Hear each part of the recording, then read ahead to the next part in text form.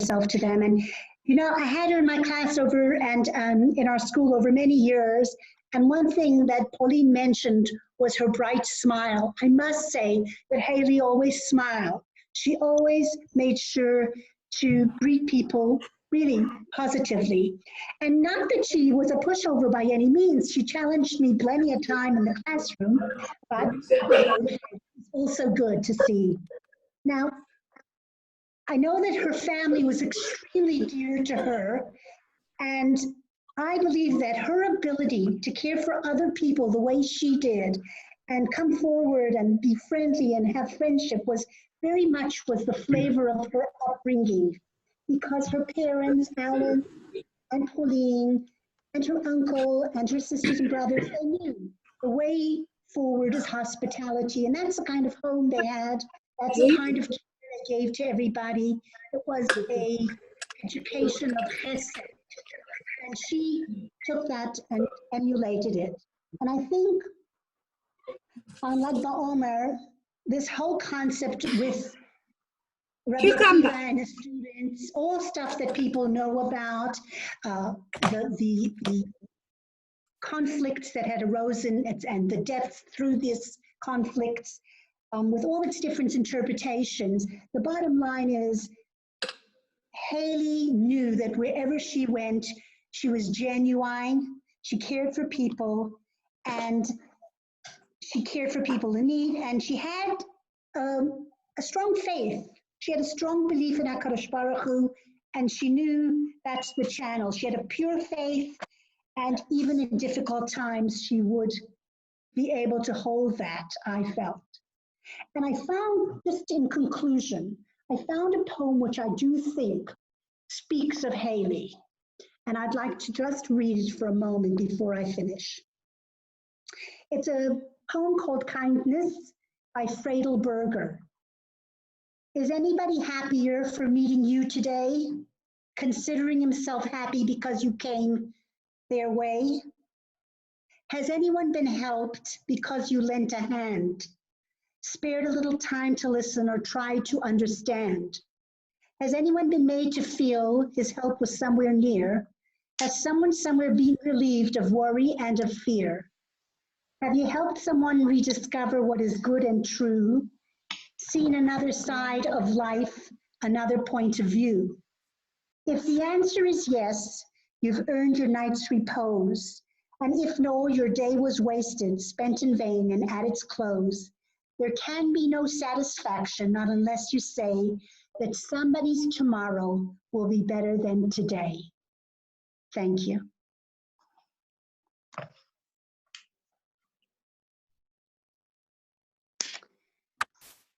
Thank you, Rebbetzens. Beautiful, beautiful words. I think I was told that Hayley loved musicals, and that's right.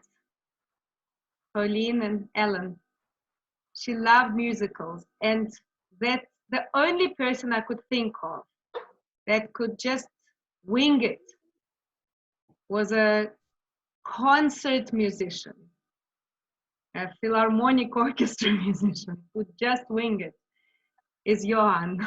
So I'm asking Johan to please come forward and play for us something from a musical. Please, everybody, all the audience, kindly mute yourselves so we can enjoy a lovely sound. Okay.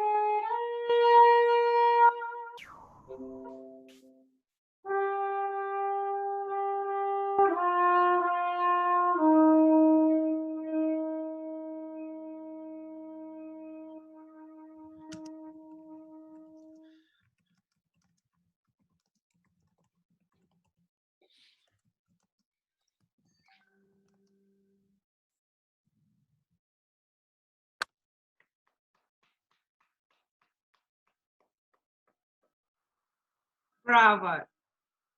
Thank you. Really beautiful.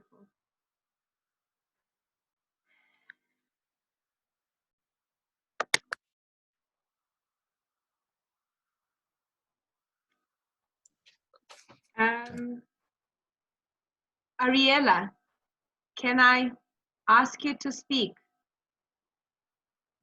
Hi. Are you ready? More or less.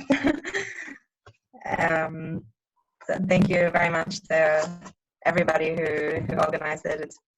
It's very touching to see so many people, so many faces from back home, and very meaningful that everybody would take the time out to commemorate Hayley with us. So thank you very much for the initiative. For my family and I think every day is a day that we think about Hayley, and every day is a day that we miss her, and every day is a day that we look to commemorate her. When I was preparing what to say tonight and reading a bit more about LagBaOmer, I realized that on many levels, LagBaOmer is a very appropriate day to do this. So there are two main reasons that we celebrate LagBaOmer. The first was already mentioned by Rebbetzens and Popack, that it's the day that the students of Rabbi Akiva, the 24,000 students, right, 24,000 students of Rabbi Akiva who were afflicted by a plague, that the plague ended and they stopped dying. It's a day that we move from a period of mourning over those deaths to a period that's more joyous and in anticipation of receiving the Torah on Shavuot. And the other reason is because it's the yahrzeit of Rabbi Shimon Bar Yochai. Rabbi Shimon Bar Yochai was a leader of the Jewish people in the times of the Romans, and he spent 27, is that right, Yaakov? 13, sorry, mixing up with maybe Yaakov Avinu. Spent 13 years hiding in a cave from the Romans who were trying to kill him for speaking out against them. And LagBaOmer is the day of his death, and it says in the Talmud that it should be a day of joy. He was the Rav, is credited with writing the Zohar, the book of Kabbalah, and sort of opened new realms into Torah learning. Even today we see it in different areas of our day-to-day Jewish lives. And Rabbi Shimon Bar Yochai was also one of the students of Rabbi Akiva. Rabbi Akiva, after the deaths of his students, ended up having 5 students that are specifically mentioned in the Gemara, and Rabbi Shimon Bar Yochai is one of them. So I'll get back to that at the end. Now I'd actually like to focus a bit more on Rabbi Akiva and who he was. And in preparing this, we really see so many traits of this great rabbi that Hayley really lived her life by and were really part of who she was. So the first my mother mentioned is inner strength or resilience. Rabbi Akiva, when he started learning Torah, was already a relatively old man of 40 years. He was a poor farmer who married one of the wealthiest, the daughters of the wealthiest men of Yerushalayim, but because he wasn't a learned person, his father-in-law wouldn't support them. And at the insistence and with the encouragement of his wife Ravel, he went out to learn at the age of 40. And not only did he become a learned person, he became one of the leaders of his generation. Another thing that really sticks out about Rabbi Akiva is his traits of positivity, which, as my mother mentioned again, despite all of her struggles in different areas of her life, especially in her younger years, Hayley maintained this beautiful smile, this positivity that I think that's really where her resilience came from, this faith that things would be okay. And that's also something that we know about Rabbi Akiva. We know the famous story of he lived through the destruction of the Beit HaMikdash, the second Beit HaMikdash, and there's the famous story of him standing looking at Har HaBayit at the Temple Mount, and with a few other rabbis, they see a fox walking around the Temple Mount as if, you know, it's just a piece of land, and all the rabbis cry and yell to Hashem, and Rabbi Akiva laughs, and they ask him, why are you laughing? And he says, just like the prophecy of Yechezkel was fulfilled, so too will the prophecy of Zechariah that speaks about the coming of Mashiach be fulfilled.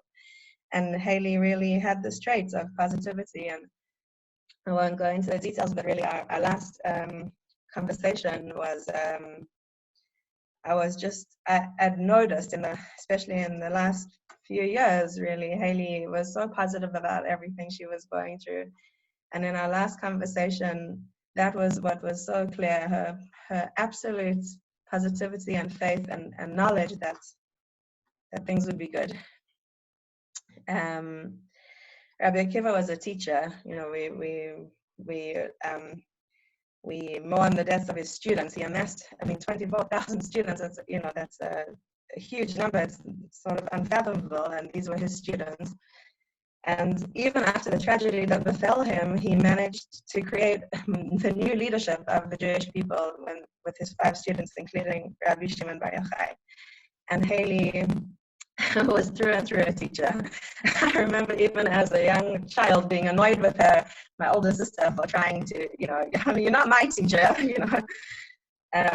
She knew from a young age what she wanted to do. She did it despite, you know, coming to Israel.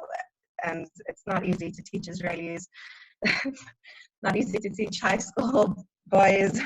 I imagine I wouldn't dare try. And she did it. She fought with the, you know, systems in Israel to make sure that she got her accreditation here, and that's who she was. It was really a part of her essence. And the last thing that Rabbi Akiva is probably the most famous for is a trait of Ve'ahavta l'reacha kamocha.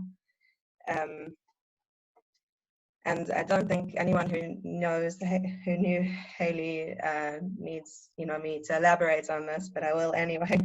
That this was who Hayley was. She was, I think, the most non-judgmental and accepting person that I have known.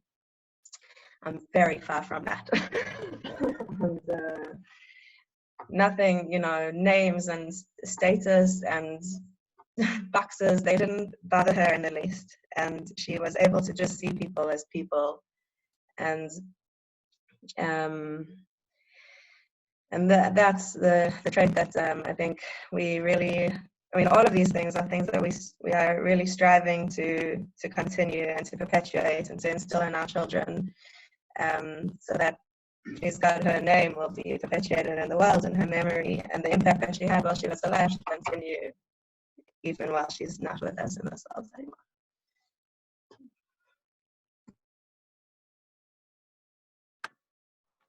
Thank you, Ariela.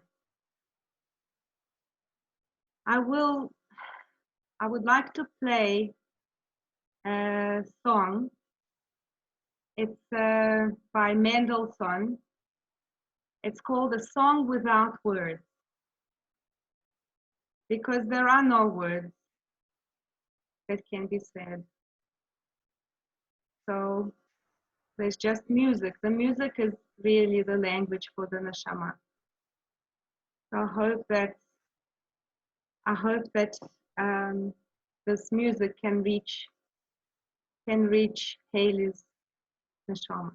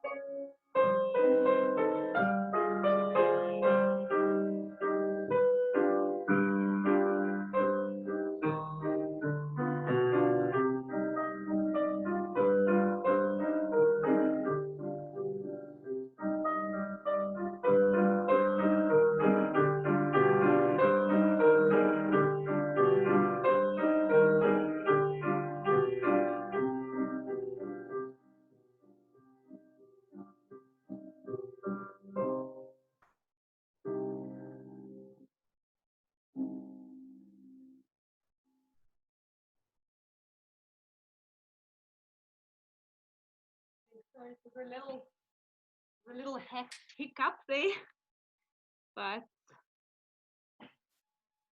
a little nerve-wracking. I'm going to ask Josh to say a couple of words, please, if you're ready. Okay, Josh? Yeah. Hello, everyone. Nice to see everyone of sorts, although obviously not nice to have to memorialize and to need to memorialize, but that being said, we do appreciate that greatly, and I think it's a testament to Hayley and to obviously my parents that so many friends are participating in this, so thank you. I hadn't planned to speak, but after Rebbetzens and Chana asked me to, I felt that I had to. So maybe just to share a brief idea, and maybe connect that then with Hayley on LagBaOmer. So it's a real question with LagBaOmer. How come it demands such joy to the day? And we see that there's various customs associated with LagBaOmer, bonfires, kids going and playing with play, bow and arrows, all these different customs and playing of music and the pilgrimage to Hameron.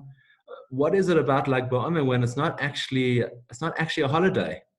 You don't say Hallel on LagBaOmer. You don't even have an obligation of a seudah, of a meal, that you would with many other festivals. So why is it that LagBaOmer gets so much attention? So as has been mentioned already, there's two primary reasons given towards LagBaOmer. The one is with Rabbi Shimon Bar Yochai's Yotzeit, and the other one is with regards to the ending of the deaths of Rabbi Akiva's 24,000 students. And when it's written in the Gemara, it writes Rabbi Akiva's students as 12,000 pairs passed away in a plague. So I think we have to go to the very root of understanding what these two occasions were in order to understand what it is that demands so much joy.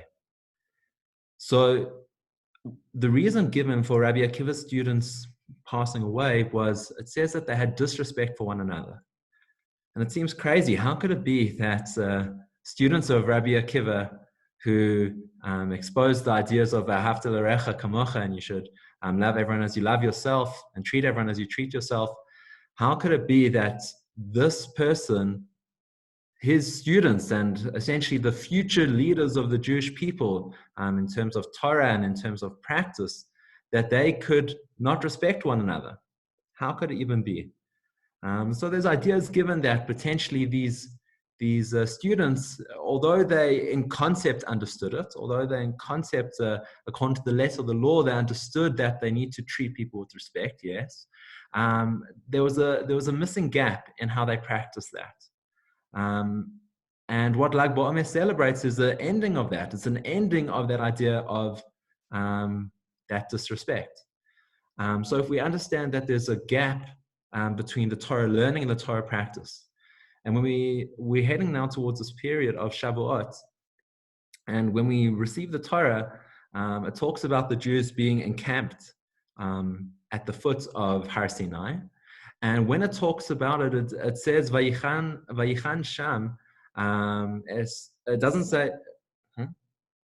It doesn't say that Bnei Israel. It just says in the singular he camped by Har Sinai. And Rashi explains at that point the reason why it's written as a singular is because it was that the whole of Israel was like one person, Ke'ish echad belev echad, that they were like one person with one heart. So if we understand the whole essence of Torah is the idea of this unity that we're meant to be working towards, LagBaOmer, if we understand that Rabbi Akiva's students stop passing away on that day, it's the idea of returning to that unity that we felt at Har Sinai. And I think, as Ariella mentioned, one thing for Hayley for sure was that there was no boxes. There were no boxes at all. So for her, it was complete unity. Whatever people were, whatever the way they dressed, however they were Jewish, Hayley wasn't judging them at all. And it wasn't just in words. It wasn't just in intellectual understanding with Hayley. She didn't just say people are different, she practiced that. And so I think that as we take a break to, LagBaOmer has now come to an end, but as we take a break to essentially celebrate and rejoice in LagBaOmer and head towards Shavuot, it's about an idea of returning to that Ke'ish Echad B'Lev Echad, to that idea of one person with one heart. So I think that, I know for me and for Geordie, what we've often spoken about is, it's not about the big things, it's not about the grand gestures in terms of thinking about Hayley, but it's actually just about putting into practice that same non-judgmental way of viewing the world. So I think for me, that's been a big take home from all of this and what we can learn from Hayley. And as we head towards Shavuot, just to keep on returning to the foot of Har Sinai, Ke'ish Echad B'Lev Echad.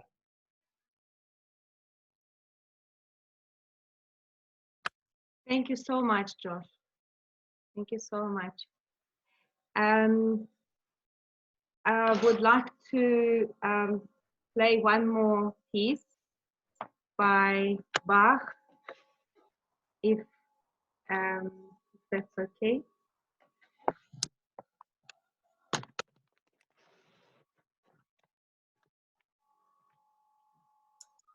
Chana, Yes. Chana, do you know if Janine's been able to get on? I'm monitoring the participants, and she wasn't. She did see. She sent me an email earlier that the internet connection has been really, really bad, and Right. so yeah. So unfortunately, unfortunately, it doesn't seem like. She's made it. I thought not. So you know what? She sent an email. So would you like to read it now? Would you like to read it now? No. You play your piece, and then I'll read it afterwards before Sara speaks, maybe. Okay. All right. Okay. Okay. 1 second. I'm just gonna check.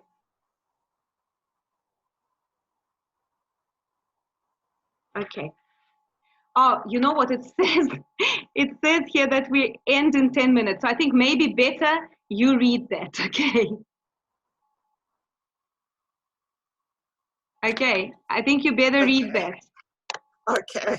All right, because All right. we're running out of time. So, and then I'm gonna play. That's a very short piece. Okay, so I think you better read that later. Okay, and then we'll hear from Sara as the last. Yeah. Sara said to me that her kids are making a lot of noise. Okay, so did she have to leave? All right, well, let's see what happens. Okay. Let me just read so this read quickly. this from Janine, because she was really her close friend. Okay. Right. Okay, so I'll just read that. Yeah. Okay, so this is a few words of memory of Hayley Sevitz Varenberg by Janine Rogers. At this time of distance, it is incredibly special to share together these words of Torah, music, and memories in honor of our dearest Hayley. It's really fitting that it's Hayley bringing us all together this evening, because there was no one with a bigger, warmer heart than Hayley. Hayley was one of my oldest friends. My memories cannot stretch back to a time in which Hayley's friendship was not part of my life. We grew up together. My childhood memories are intertwined with images and recollections of Hayley. I'm filled with such happy memories of our childhood together. Endless hours of play, Barbie dolls, games, and swimming in the Sevitz family pool. I remember the excitement, giggles, and yawns as we stayed up till midnight together to sing the ringing of our first New Year's Eve. And of course, I have Hayley to thank for introducing me to some of the greatest musicals, like Annie, that have become soundtracks in my life. Even now, every few weeks or so, my daughters and I watch and sing along to Annie, and every time I think of Hayley with a smile. Hayley's vibrancy, enthusiasm, positivity, and passion were infectious. Her determination and perseverance in all her endeavors was inspiring. She encouraged me greatly in drama and theater, for which we both shared a great love and interest. It was wonderful to see my friend Hayley truly come into her own as a wife and teacher in her beloved Eretz Israel. Her love for her husband, Eli, shone through her. while her remarkable dedication to her students and a passion for teaching were amazing to witness. I was always so excited every time Hayley came back to Cape Town for a visit. First thing, when we saw each other, she would always envelop me in a big warm hug and a bright smile. Hayley had the brightest of smiles. It has been such a privilege to share so many happy Shabbats, festivals, and simchas with Hayley and her family, such special and meaningful times. Hayley made a beautiful connection with my daughter Ava. When Ava was a young baby, she cried a great deal and didn't like to be held by others, except for Hayley. My husband and I remember how when Hayley held Ava, she would stop crying immediately. My daughter was totally enamored with Auntie Hayley, as she called her. I always think it was Hayley's real warmth and genuineness that my daughter responded to. Whenever I was down in a muddle, Hayley would always have a kind word or a supportive message to share. She was such a loyal, generous, big-hearted friend. I learned so much from her, and I miss her dearly. Hayley will live in the hearts of her beloved family, friends, and students forever. Beautiful. Thanks, Hannah. Beautiful. Can I play the piece now? Or would you like somebody else to speak? It's up to you, Pauline. It's really up to you. If Sarah's not around, Okay. then... So let me see. Sara, are you able to speak? Are you here? How is your situation there? Are you able to speak? Yes, I managed to find a hideaway. All right, please, Rebbetzens and Ozhekh. So first of all, I just wanted to say, of course, the circumstances and the situation is so painful, and it's so hard to see all of you, the beautiful Sevitz family, in this circumstance. But at the same time, it's special to see you all, and I haven't seen Ariella for many years, and lots of beautiful memories together. So it's special to be here, and I just wish it was, please God, we should in the future only be meeting for simchas. You know, my history with Hayley was a long time ago. I think we met in high school. Actually, we were on a camp together at the North Camp. And what was so amazing is that Hayley was this girl who came from Cape Town, not knowing anyone, just came there with so much, as everyone described, this immense warmth and confidence. And I remember she was a few years older than me. I mean, now it doesn't make so much of a difference, but in high school, you know, it's like the older girls and the young girls, there's a bit of a dynamic. But I remember the group of girls in my room, we all thought we were so cool because this older girl, Hayley, would come and hang out with us, and we would sit up at night and we'd often chat. And I remember sitting with her actually at Kumsitz, and this is really what inspired me to, you know, to discuss this whole thing with Chana, was that memory of sitting with her around the campfire and singing. And I just remember so poignantly, Hayley actually told us a beautiful story about Tehillim. And as far as I remember, there was some kind of family incident, there was a car accident or something, and she said everyone was saying Tehillim at the time. And she told the story as if it was about someone she didn't know, and at the end she kind of dramatically said, and I know the story is true because this happened to my family. And I just remember the way she told it over was really with that emunah pshuta, with that, like, this is how amazing Hashem is. And I'm just here to tell you, don't ever give up and never stop saying Tehillim, because you never know where that Tehillim is going to. And I think in moments like this, when there is so much prayer and so much hope in our hearts, and you know, we're all davening for the situation, for this family, for all of us. It's very easy to get despondent when you don't to become despondent when you don't see the reality and where things are going. But holding on to that story that Hayley told me, and meeting someone with so much emunah, and I think that meeting someone with that emunah really helps us get through times like this, and hold on to that. Every single prayer is so powerful. So that's the first thing I wanted to share with everyone. And the second thing is everyone did touch on it, and I don't want to go over time, but with LagBaOmer, my husband and I were actually sharing this idea, and I think it's so relevant for this evening, is that on LagBaOmer we're celebrating. It's a huge celebration, right? We've the 24,000 students of Rabbi Akiva stopped dying. So we hear there was this crazy plague that so many students died, and suddenly LagBaOmer comes and the plague ends and we celebrate. But if you think about it, there's a huge paradox. What are we celebrating? That, you know, obviously it came to an end, the play came to an end, but there was such an immense loss.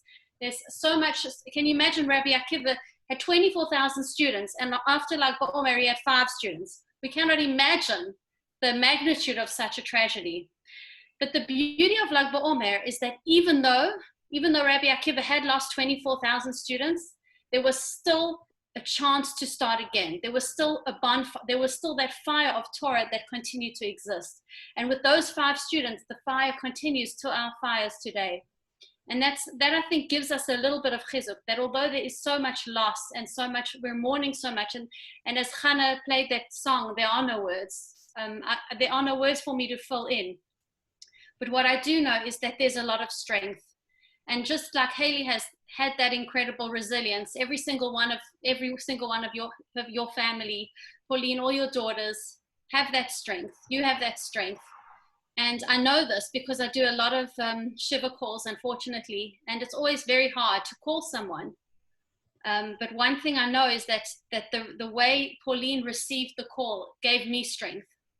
And when someone's going through such a hard time is able to give other people strength, then you know that they're going to get through it. So I want to thank you all. Thank you, Chana, for doing this incredible evening. Thank you, everyone, for being here, and really to the family for sharing this this very difficult time with us, and such a brave and you know, inspiring us all. And Bezrat Hashem, every Tehillim that we do, we should always think of this beautiful family, and may we only know simchas and That's the olive. Olive and mushroom. Olive and mushroom. Thank you so much, everybody. I've unmute everybody. Please, you unmute yourselves. We have 1 minute left, so I think that we just want to thank everybody for coming here tonight. And thank you, Pauline. Thank you, Ellen. And thank you, Rebbetzens, Popack, Rebbetzens, Ozhekh. Thank you, everybody, for coming.